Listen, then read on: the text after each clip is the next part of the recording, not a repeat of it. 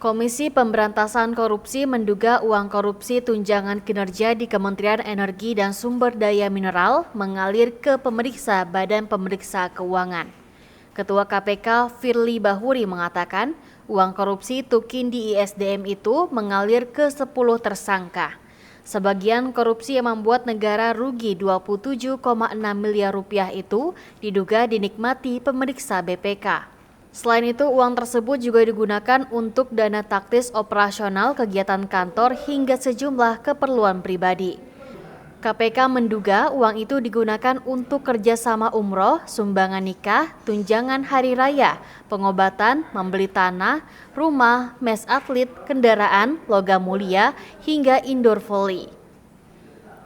Adapun 10 orang dalam perkara ini yang telah menjadi tersangka adalah Subbagian Perbendaharaan Prio Andi Gularso, pejabat pembuat komitmen Novian Hari Subagio, dan staf PPK Lenhard Febian Sirait. Kemudian Bendahara Pengeluaran bernama Abdullah, Bendahara Pengeluaran Krista Handayani Pangaribowo, dan PPK Haryat Prasetyo. Kemudian operator SPN Beni Arianto, penguji tagihan Hendi PPABP Rohmat An-Nasikah, serta pelaksana verifikasi dan perekaman akuntansi Maria Febri Valentin. Seluruh tersangka dijebloskan ke rumah tahanan KPK kecuali Abdullah karena harus menjalani pemeriksaan medis. Prio diduga menerima 4,75 miliar rupiah, Novian 1 miliar rupiah, Febian 10,8 miliar rupiah, Abdullah 350 juta rupiah, Citra 2,5 miliar, dan Hartiat 1,4 miliar rupiah, kemudian Beni 4,1 miliar rupiah, Hendi 1,4 miliar rupiah, Rohmat 1,6 miliar rupiah, dan Maria 900 juta. Bahwa uang yang diperoleh oleh para tersangka tersebut kemudian diduga digunakan diantaranya untuk keperluan sebagai berikut. Yang pertama, pemeriksa BPKP pemeriksa BPK RI sejumlah 1 miliar 35 juta. Dana praktis untuk operasional kegiatan kantor, keperluan pribadi diantaranya untuk kerjasama, umroh, sumbangan nikah, THR, pengobatan, serta pembelian aset berupa tanah, rumah, indoor volley, mes atlet, kendaraan, serta logam mulia.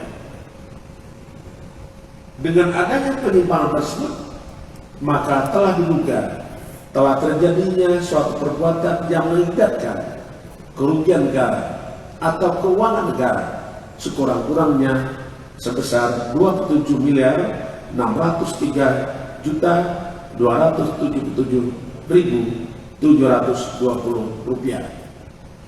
Hingga saat ini KPK telah menerima pengembalian uang sebesar 5,7 miliar dan uang logam seberat pelangi dan logam mulia seberat 45 gram sebagai salah satu upaya KPK mengembalikan aset recovery atau kerugian negara. Atas perbuatan para tersangka disangkakan melanggar pasal 2 ayat 1 atau pasal 3 Undang-Undang Republik Indonesia tahun nomor 31 tahun 1999 tentang pemberantasan tindak pidana korupsi sebagaimana telah diubah dengan Undang-Undang Republik Indonesia nomor 20 tahun 2001 tentang perubahan atas Undang-Undang Republik Indonesia nomor 31 tahun 1999 tentang pemberantasan tindak pidana korupsi yang untuk pasal 55 ayat 1 ke 1 KUHP.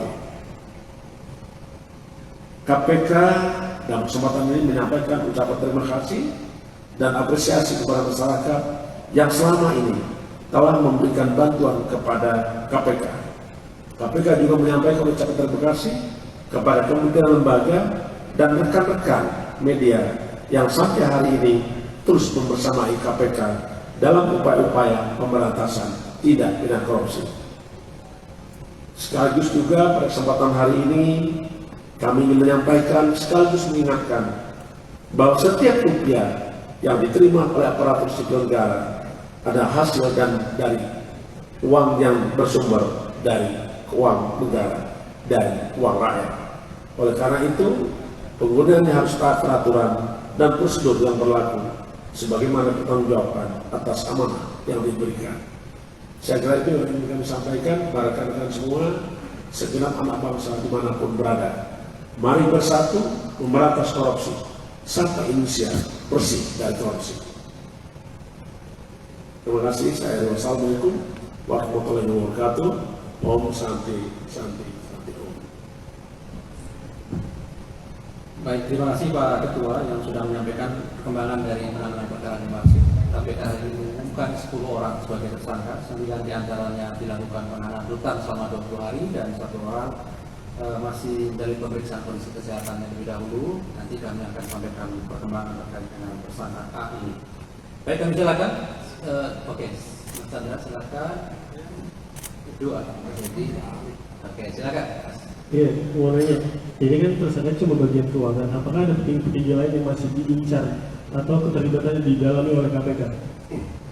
Terus tadi kan disebut bahwa para tersangka ini sudah membelanjakan atau mengubah uangnya menjadi barang dan emas gitu. Nah, apakah KPK bakal menerapkan pasal pencucian uang kepada mereka? Karena kan uangnya sudah berubah menjadi barang. Pak Soleil,